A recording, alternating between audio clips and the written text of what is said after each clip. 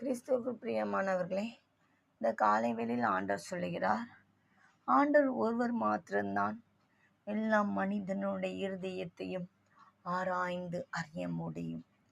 ஆம் பிரியமானவர்களே, தாவீதை பார்த்து ஆண்டவர் சொன்னார், இவனுடைய வெளித்தோற்றத்தை நீ பார்க்காதே, இவனை தான் நான் தெரிந்து கொண்டேன். ஆம், உலக மனிதர்கள் நம்மை வெளித்தோற்றத்தின்படி அடையாளம் போடலாம். ஆனால் நம்முடைய இருதயத்தை ஆராய்ந்து பார்த்து நம்மை ஆசீர்வதித்து அதற்கேற்ற பலன் கொடுக்கிறவர் நம் தேவனாய் கர்த்தர். நம்முடைய இருதயம் எப்படி இருக்கிறது என்பதை அறிந்திருக்கிறவர் தேவனாய கர்த்தர். பிரியமானவர்களே, நம்முடைய இருதயம் எப்போது நம்முடைய தேவனுக்கு முன்பாக செம்மையானதாக காணப்பட வேண்டும்.